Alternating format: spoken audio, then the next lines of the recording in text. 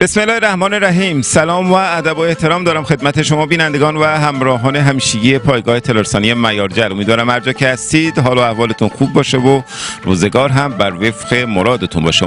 خوشحالم که با یک گزارش دیگه در خدمتتون هستیم. همونجوری که در گزارش‌های قبلی بهتون قول داده بودیم در خصوص مسائل و توسعه و رونق محصولات کشاورزی در حوزه شهرستان‌های بنپور و ایرانشهر قرار بود که گزارش رو تقدیم حضورتون می‌کنیم. ما امروز به یکی از مزارع کشاورزی شهرستان بنپور اومدیم، جایی که در یک اقدام بسیار عالی و هدفمند برای اولین بار در طول 50 سال گذشته کشت محصول پنبه در شهرستان بنپور داره اجرایی میشه و ما به این مزرعه اومدیم و گپ و گفتی رو با عوامل کاشت و این اقدام جهادی انشالله خواهیم داشت و امیدوارم که شما ببینید و بپسندید. میریم یه بخش کوتاهی از این گزارش رو میبینیم و مجددا برمیگردیم، در خدمتتون خواهیم بود. ما رو در این گزارش همراهی کنید.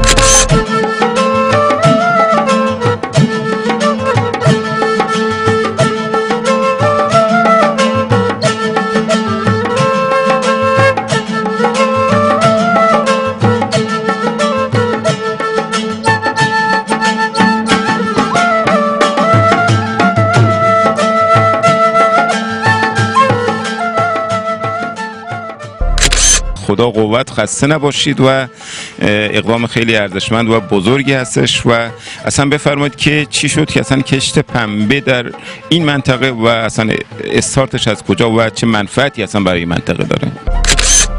امسال پیگیری کردیم با اینکه 1-2 سال قبل نمونه هایی رو تحقیقات کشت کرد و ردیابی کردیم. آفت رو الحمدلله این آفت دیده نشد و انشالله که در امسال هم که باز به عنوان پایلوت داریم کشت میکنیم در سطح وسیع‌تری، حداقل حدود 50-500 هکتار رو برنامه داریم. حالا ببینیم تا خدا بخواد تا پایان کشت به چه سطحی رو برسیم. با توجه به پتانسیل وجود کارخانه صنایع بافت بلوچ، گسترش بافت بلوچ که اینجا وجود داره و ماده اولیه‌اش پنبه هست و برای اینکه تو استان ما این ماده اولیه رو تأمین بکنیم با توجه به وضعیت تحریم ها و اینی که واقعا دیگه پنبه برای ما ورودش خیلی سخت، ارز میبره. ما سالهای خیلی قدیم از کشور شاید صادر کننده بودیم و الان وارد کننده این محصول هستیم و این بخاطر که تصمیم بر این شده که در این استان هم کشتش توسعه پیدا بکنه.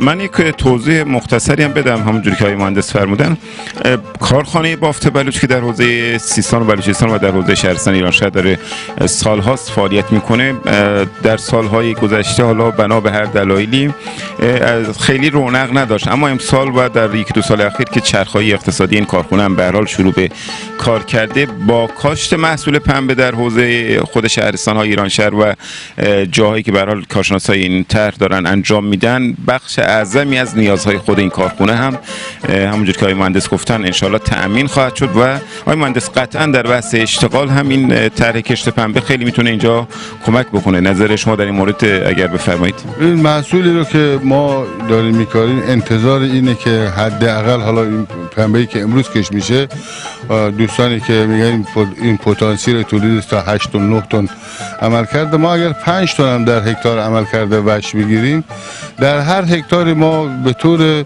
متوسط در طول فصل حداقل 8 تا 10 نفر اشتغال ایجاد میشه.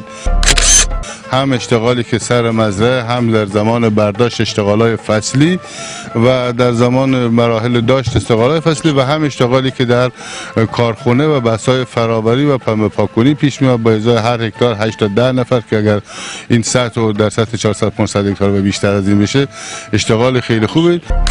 اینجا هم پتانسیل اقلیمش هم پتانسیل خاکش شرایط تولید این محصول رو به طور ویژه فراهم میکنه و امیدواریم که محصول خیلی خوب باشه که در رقابت با سایر محصولات اقتصادی بتونه جایگاه خوبی باز بکنه برای خودش، هم تو اشتغال و هم تو اقتصاد منطقه، باعث توسعه و رونق تولید منطقه هم بشود.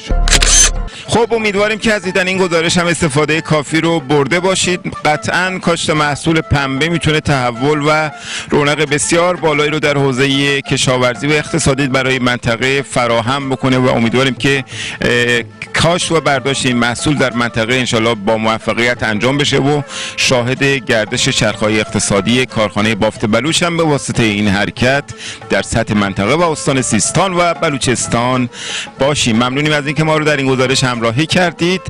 روزگار بر شما خوش. خدا یار و یاور و نگهدارتون باشه. بدرود.